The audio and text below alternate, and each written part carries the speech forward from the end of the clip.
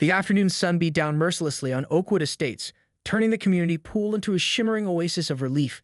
12-year-old Tommy Rodriguez cannonballed into the water, sending a spray of droplets that caught the light like 1,000 tiny diamonds.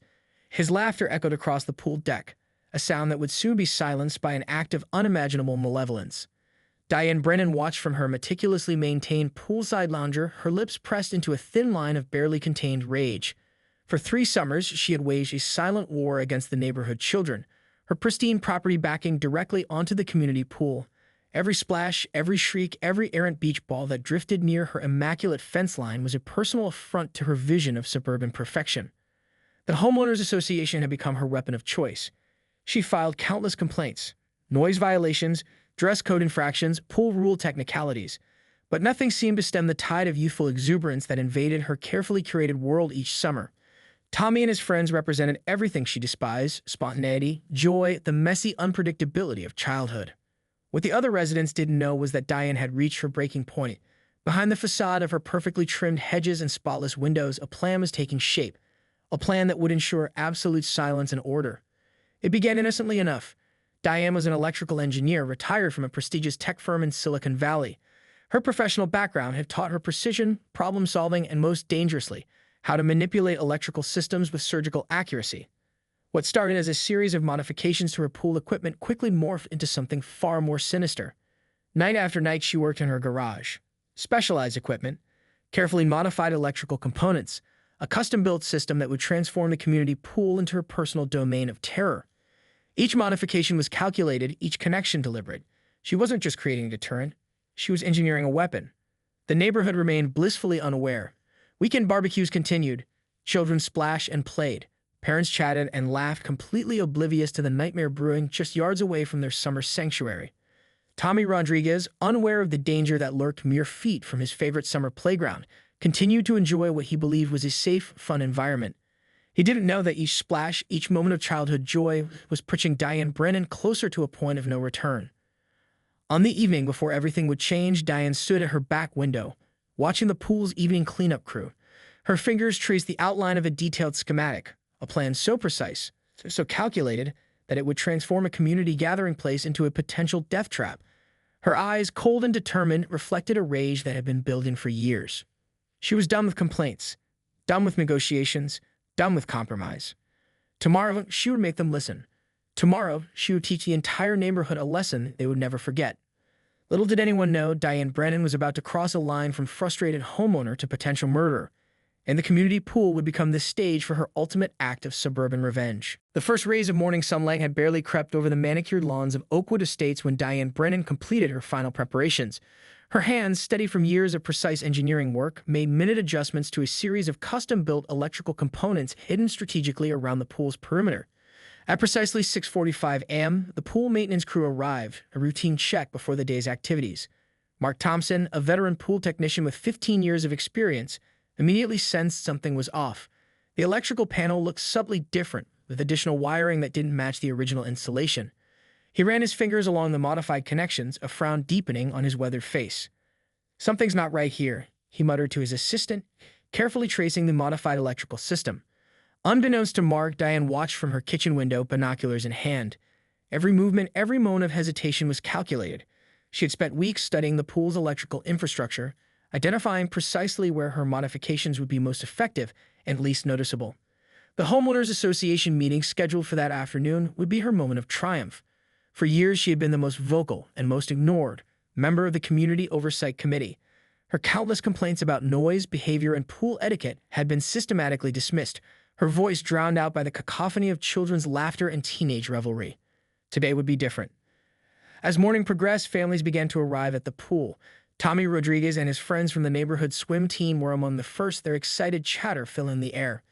Parents set up beach chairs, applied sunscreen, and settled in for a day of summer relaxation. Diane's plan was meticulously timed. The electrical modifications she had made were designed to activate at precisely the right moment, creating a scenario that would look like a tragic accident while delivering her ultimate message of retribution. Mark Thompson's earlier suspicions continued to gnaw at him. He pulled out his phone and began taking photographs of the modified electrical system, something about the setup feeling fundamentally wrong. His decades of experience had taught him to trust his instincts, and right now, those instincts were screaming a warning. Little did anyone know that beneath the surface of this seemingly perfect summer day, a deadly trap was being set. Diane Brennan had transformed her years of professional expertise and personal frustration into a weapon of suburban vengeance.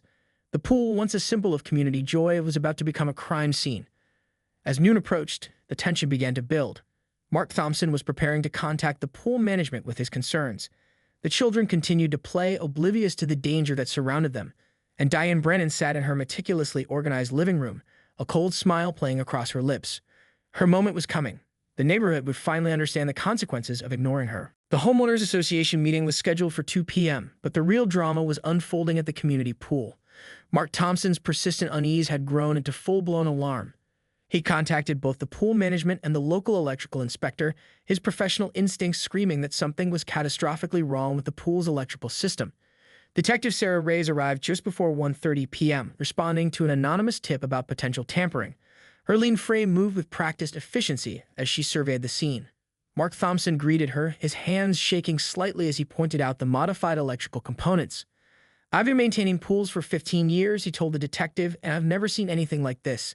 These modifications are deliberate. Someone wants to cause serious harm."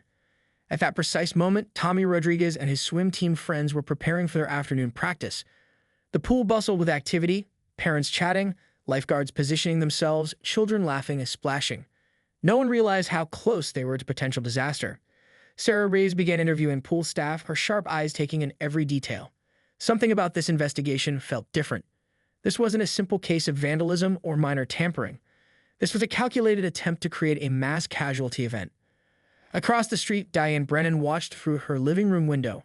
Her carefully constructed plan was unraveling, but she remained composed. Years of professional training had taught her to maintain her demeanor under pressure. She knew every modification, every connection, every potential outcome of her electrical sabotage. The pool's electrical system was now a ticking time bomb. Mark Thompson's earlier photographs were crucial. They showed a complex network of additional wiring, strategically placed to transform the pool's standard electrical system into a potential electrocution trap. Each modification was precise, engineered with the kind of technical expertise that spoke of professional-level planning. Detective Reyes pulled out her phone, initiating an emergency protocol. "I need the entire area cordoned off," she told her partner. "This is not a drill. We're looking at a potential attempted mass murder." Tommy Rodriguez, oblivious to the danger, adjusted his swim goggles and prepared to dive into the water. His mother, Alina, chatted with other parents, their attention divided between their children and casual conversation. As the clock approached 2 p.m., 3 critical events converged. The HOA meeting was about to begin. Mark Thompson was preparing a detailed report for the authorities, and Diane Brennan sat in her living room, watching and waiting. The moment of truth was approaching. Someone's carefully laid plan was about to be exposed or executed. The Homeowners Association meeting room buzzed with tension. Diane Brennan sat near the back, her posture rigid, hands folded neatly in her lap. She watched as Mark Thompson burst through the doors, his face ashen, clutching a thick folder of evidence. "We have a serious problem," Mark announced, interrupting the routine meeting discussions. "Someone has deliberately tampered with the community pool's electrical system. This is not an accident. This is attempted murder." A collective gasp rippled through the room. Alina Rodriguez, Tommy's mother and a local school teacher, felt the blood drain from her face. She knew her son was at the pool at that very moment. Outside, Detective Sarah Reyes was coordinating with a team of electrical forensics experts. They carefully documented every modified connection, every strategic placement of additional wiring. What they discovered was chilling. The electrical modifications were designed to create multiple potential electrocution points throughout the pool area. This was not a random act, one forensic expert muttered to Detective Reyes. This was engineered with surgical precision. Someone with advanced electrical engineering knowledge planned this. In the meeting room, all eyes turned to Diane. Her reputation for constant complaints was well known. Her history of confrontational behavior with families using the pool was no secret. But attempted murder? The accusation seemed impossible. Mark Thompson methodically presented his findings. Photographs, technical diagrams, detailed analysis of the modified electrical system. Each slide revealed a more horrifying level of intentional sabotage. Alina Rodriguez stood up, her voice trembling. "My son is at that pool right now." Diane remained perfectly still, her expression unreadable. Years of professional training had taught her emotional control when even she couldn't suppress the slight twitch at the corner of her mouth, a micro-expression of something between anxiety and defiance. Detective Reyes received an urgent call. The pool had been successfully evacuated. No injuries, But the evidence was mounting, and it all pointed to one conclusion. Diane Brennan was the prime suspect in what could have been a mass casualty event. The room fell silent as Mark Thompson concluded his presentation.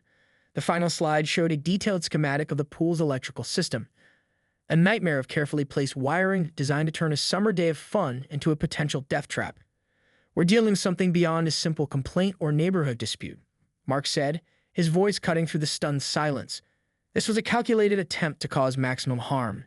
Diane's carefully constructed world began to crumble. Years of frustration, of feeling ignored and disrespected by the neighborhood, had led her to this moment, but her plan, meticulously engineered, technically brilliant, was falling apart. As Detective Reyes entered the room, her hand resting casually on her service weapon, everyone knew the next few moments would change everything. The suburban nightmare was about to become very real. The interrogation room was a stark contrast to the manicured suburban world Diane Brennan had cultivated for years. Harsh fluorescent lights exposed every line on her face, every crack in her carefully maintained facade. Detective Sarah Reyes sat across from her, a manila folder filled with technical schematics and forensic reports spread between them. "Tell me about the pool," Reyes began, her voice calm but unyielding. Diane's fingers, once steady from years of precision engineering, now trembled almost imperceptibly. She understood the gravity of her situation. Years of accumulated resentment were about to be laid bare. It was never just about the pool, she finally spoke, her voice a controlled whisper. It was about respect, order, discipline. The detective leaned forward, sensing the breakthrough. Diane's narrative spilled out, a decades-long story of frustration. She had moved to Oakwood Estates after a distinguished career in electrical engineering, expecting a peaceful retirement. Instead, she found chaos. Children screaming, balls flying over her fence, constant noise, constant disruption. "The HOA meetings were a joke," she continued, a bitter edge creeping into her voice. "I'd present legitimate concerns about property values, about noise ordinances, about basic community standards. And they'd laugh, or worse, ignore me completely." Photographs of previous HOA meetings appeared in the folder. Mark Thompson's documentation revealed a pattern. Diane had been systematically marginalized, her concerns repeatedly dismissed. "The pool was the final straw," she said, her eyes gaining a dangerous clarity. "Every summer, it became worse. Children with no supervision, parents more interested in socializing than controlling their children. The pool wasn't a community asset. It was a symbol of everything wrong with modern suburbia." Detective Reyes listened carefully. This wasn't just about a single act of potential violence. This was a culmination of years of simmering resentment. The electrical modifications told a chilling story. Each connection was placed with mathematical precision. Diane had essentially created a distributed electrical trap, multiple points designed to create maximum potential for electrocution if activated. Her engineering background had transformed a moment of rage into a potentially catastrophic plan. "You understand the severity of what you've done," Reyes stated. It wasn't a question. Diane's response was clinical. "I understand everything. That's precisely why I did it." Outside the interrogation room, the wheels of justice were already turning. The district attorney was preparing charges: attempted murder, conspiracy, potential domestic terrorism. The suburban nightmare was becoming a legal reality. Tommy Rodriguez and the other children who frequented the pool would never know how close they came to tragedy. Their summer of innocent fun had been a hair's breadth away from becoming a crime scene. As the interrogation continued, one thing became crystal clear. Diane Brennan was not some random suburban villain. She was a meticulously planned threat, a perfectly engineered weapon of suburban rage.